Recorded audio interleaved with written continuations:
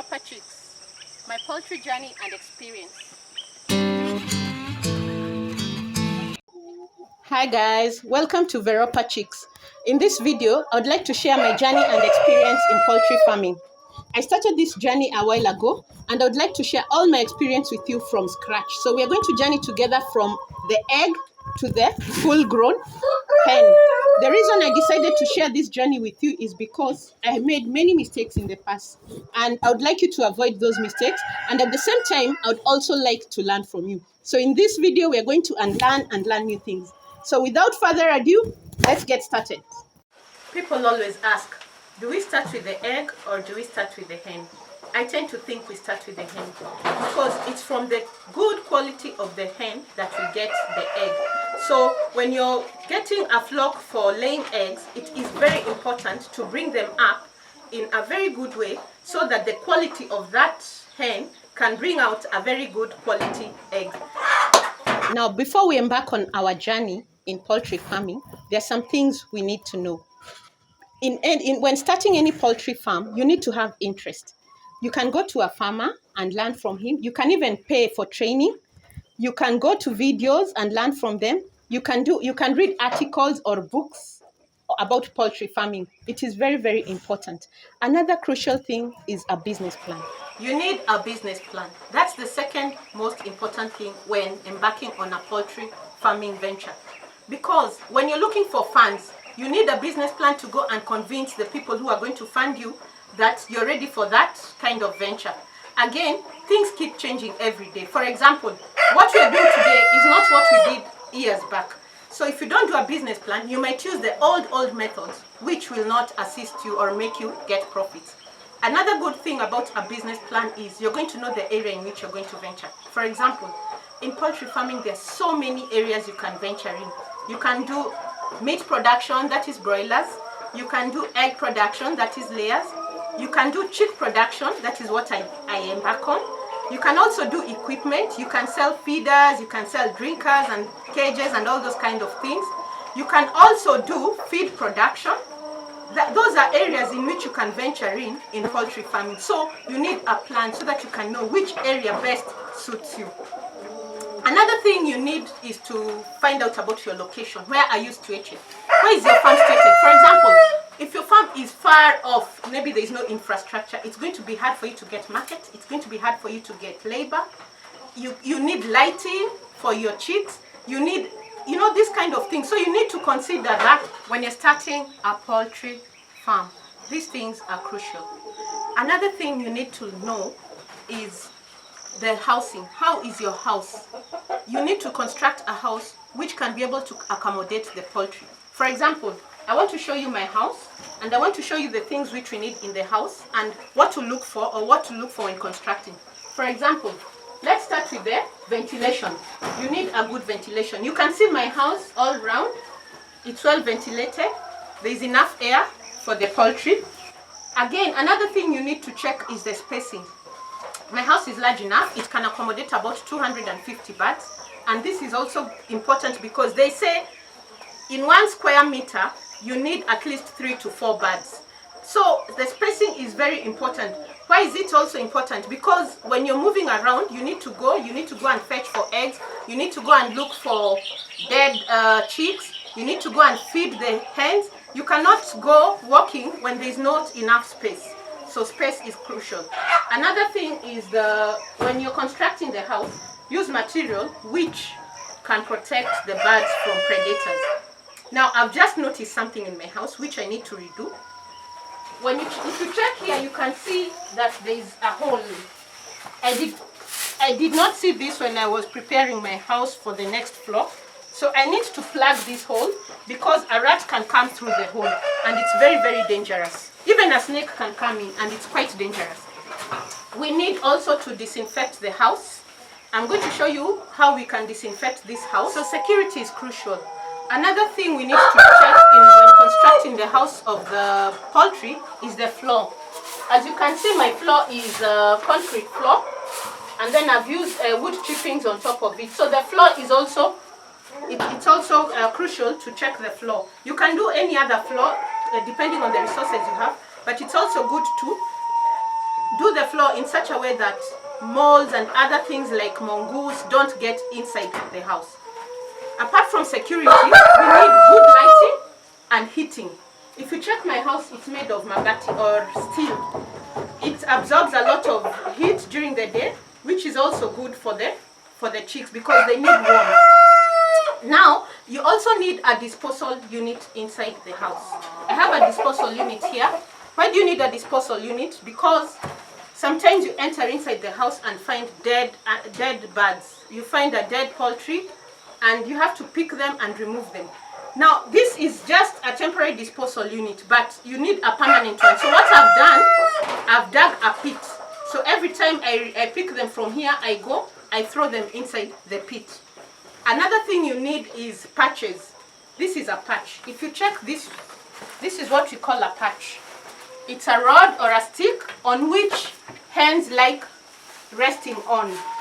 You can do a permanent one like this one, or you can construct one, a temporary one. For example, if you check this one, this is a triangle which is made with a cross at the top. You can place a stick here like I've placed mine and do another one on the other side so that hens can rest on the patch. Now, from there we are going to disinfect this house. I'm about to receive another flock of birds and I want to disinfect the house so that it can remain disinfected before the flock comes. Now, I have used a disinfectant. I have used this disinfectant to mix with the water, and usually what I do, I just use the tap to disinfect this house. So this is how I disinfect.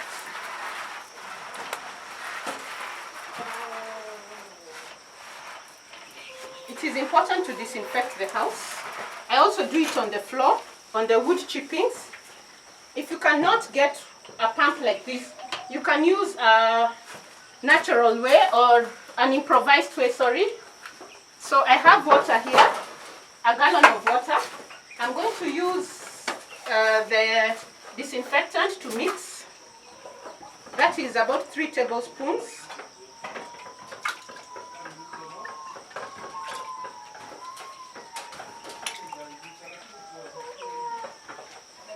And then I've used branches which I've cut and put together using a string. So what I do, I just dip inside the water and I splash on the house. This is also another way you can disinfect if you cannot get a pump. And it's equally good. Actually, I like this method. It's equally good.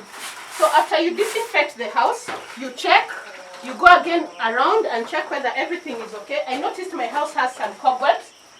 When I was cleaning it, I did not do entirely, so I need to remove the cobwebs. You can see, cobwebs attract a lot of dust, and it's not good for the poultry. So you need to be generally very, very clean with poultry so that you can succeed in its health and general maintenance. Next thing we need in a poultry business is the equipment. I'm going to go through some of the little equipment that I use. And this is a cage. You can see it's a small cage for birds. You can fit in at least 3 on top, 3 down to full grown hens. So this is an example of a cage. Now this is a big house, but this is a cage. Now we need other equipment inside the poultry house. This is a feeder, and as you can see, it is partitioned. I like it for chicks. It's a good feeder for chicks, even other birds, but chicks especially because of the partitions. If you cannot afford this, or if you do not have the resources to buy this, you can improvise. Like this is I've improvised this one. This is for a 1-day-old chick to about a week. It is a shallow one, and I've cut it from a container. So you can improvise. You can even use tins. So don't worry if you don't have the resources to buy the feeders from a shop. You can improvise and still it will do. For the other older chicks, I also improvise. I use a jerry can, and I use a knife or a small saw to cut it round. So this is the end product.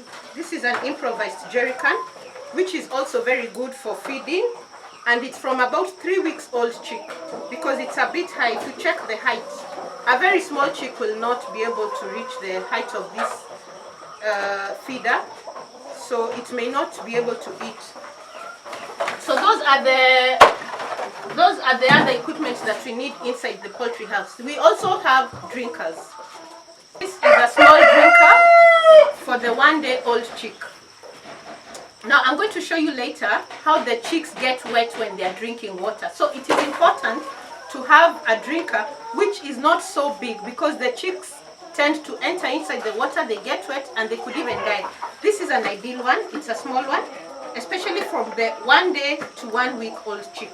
We have other bigger ones like this one, and it also has hooks in which to hold the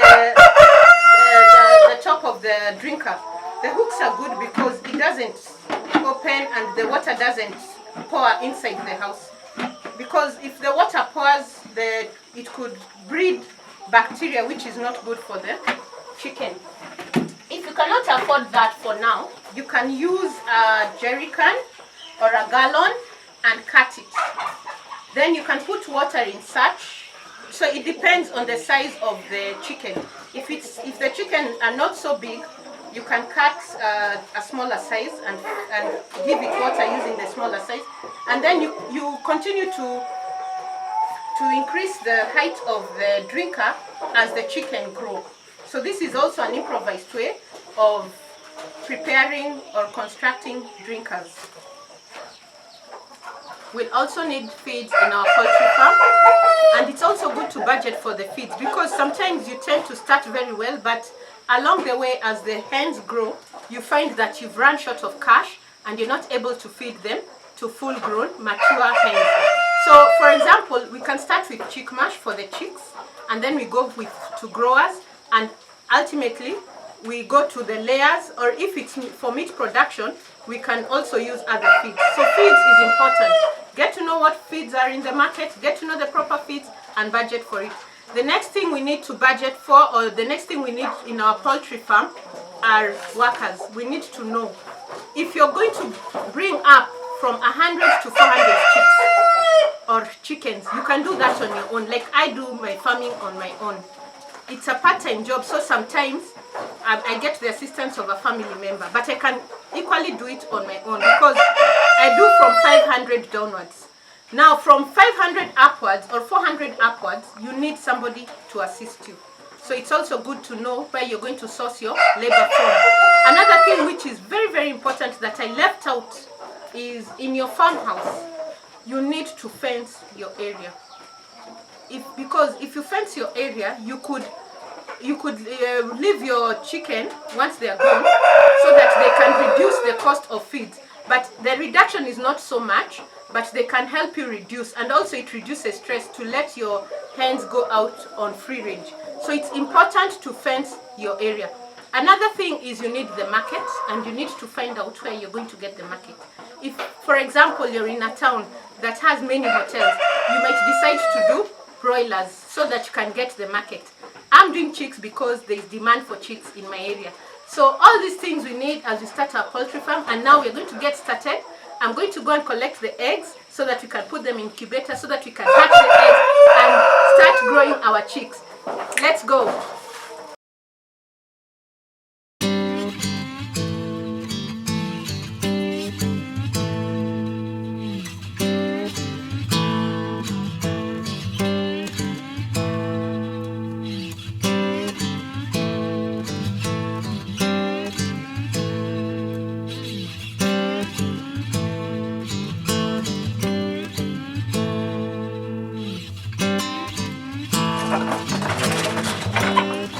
Now picked the eggs from the laying boxes, and as you notice, the egg is facing down.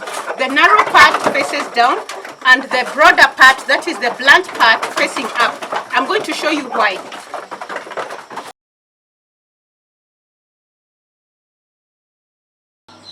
So now I have picked my eggs, and I want to put them inside the incubator to hatch. But first I want to show you why the egg faces down this way. Now on top of the egg there is an air pocket. This air pocket enables the chick to breathe. Now this is the narrow side of the egg, which should face down. The blunt or broader side should face up. Now I want to open this egg and show you the air pocket.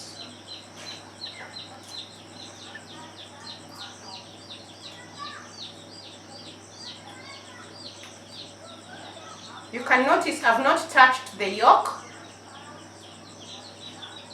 nor the white part as yet. So it means there is some space on top, which is the air pocket. Now the air pocket matures as the chick matures, and so the yolk faces down or pushes down. If we put this egg like this, it means that the yolk is going to come and touch the air pocket, and this part down is going to touch the earth and is going to be vulnerable to so many contaminations. This contamination is going to affect the yolk. That is why when you face it up like this, you leave the air pocket far from the yolk that can enable now the chick to breathe once it starts growing or maturing inside the egg. Now I'm going to put the eggs on the tray of the incubator. This is a tray of 88 egg capacity, and there are usually 2 trays in each compartment. I want to show you inside the incubator how this tray looks like. Now you see, when I open the incubator, this is one tray. It has a capacity of 88, which is this. So I'm going to use another tray like this so that they can be 2, so that they can fit in one compartment. This is how my incubator is built. Now you can see that it has many eggs. It has a capacity of 1056, and each time I put the eggs, I put them on top and allow the ones down to hatch. I want to show you, there is one hatching now, you can see. There is an egg hatching. There are also others which are still hatching. So they hatch on a continuous process. Now you can see inside the tray that most of the eggs are hatched. This could only mean that the eggs are of very good quality. That is 1. 2, they got fertilized. And 3, the incubator is also a good one. So now I'm going to choose the eggs which I'm going to place on the tray. Now we don't put all the eggs on the tray. We have to select. There are some eggs which cannot hatch. For example, this is a double yolk. This is a double yolk. It's a big one. This egg will not hatch. And sometimes in my experience, when you see the egg, you cannot clearly tell the broad side from the narrow side. Such eggs don't hatch. So I just put it aside. There are other eggs which have some kind of deformity on the broader side. These eggs also cannot hatch. There are others also which have a white substance on top of the egg.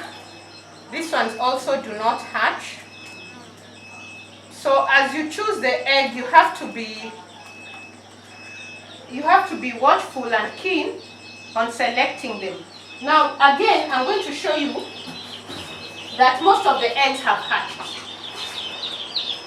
It's because I selected them when I was putting them inside the incubator. And this is a very important step. So once I select the eggs, I place them inside the incubator.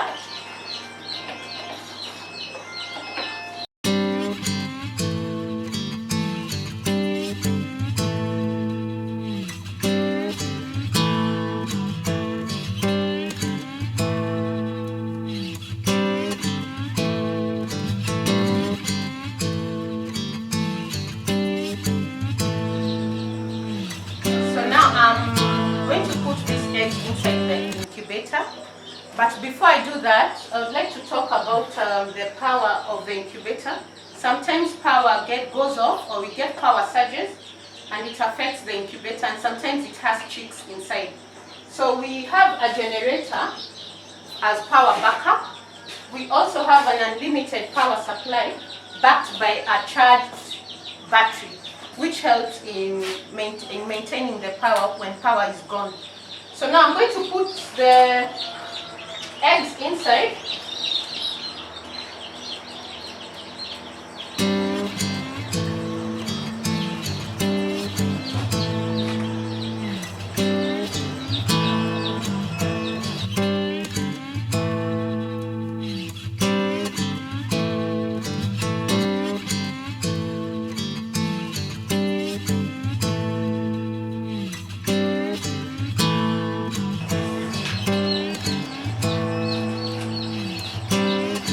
My eggs are intact. I'm also going to remove the chicks now.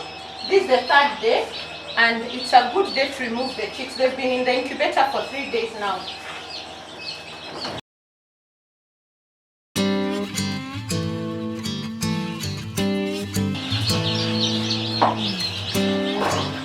Now we can see that the chicks are all healthy chicks. In fact, they are healthy. Some are just hatched now, like these ones. So they are still hatching, but we can see they are good, they are healthy, and they are active. And so far, they are all alive. There are also others.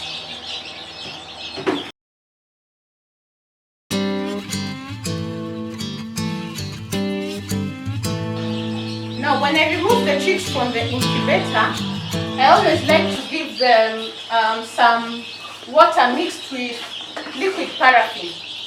It's a laxative which helps in digestion. Now I'm going to put some water inside, and if you look at this drinker, it's a small one. I talked about the drinkers being broad and big, and so you find some chicks like this one gets inside the drinker and gets wet. When it gets wet, it becomes cold and it can die. So I like using the smaller ones. This is a small one, which is ideal.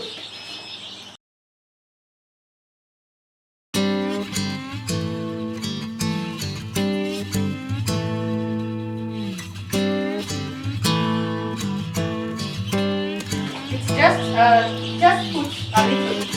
I don't put a lot of it.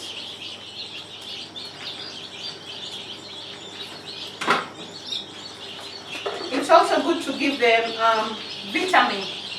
So now what I do, I take one chick and administer the water to it. This is just an introduction to the chick to learn how to drink the water and to ensure that at least it has taken a drop of the liquid paraffin. So what I'll do, I'll just take each chick one by one. It's not hectic because it's a very quick process, and I'm going to administer the water as I place it on another tray. So this is what I do. I administer the water.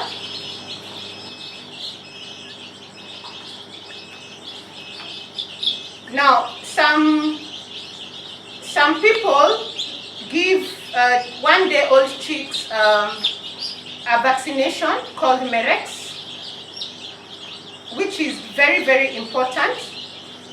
But the reason I'm not giving men is because they are not as many, the chicks are not as many.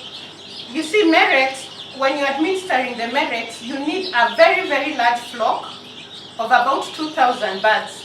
And these ones are hardly 500. So this is a practice that I do immediately the chicks come out of the incubator.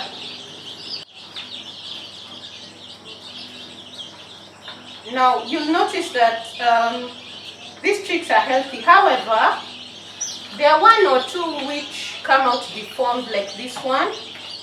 I feel bad, but there's nothing I can do about it. Probably the egg had an issue, or it just got deformed while it was hatching. So what I usually do with such chicks, I remove them and place them separate so that I can give them special attention. Once I place them with other chicks, because of the deformity, you can see like this one is the legs. They get trampled on by other chicks and they could die. I don't want to lose as much as it's deformed. I still want to try and rescue it.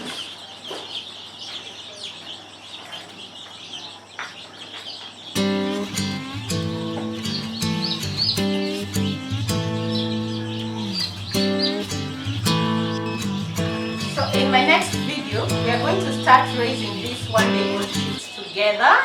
It's going to be an exciting journey. I can't wait. So please like, subscribe, and share my video so that we can get to learn and learn and learn together.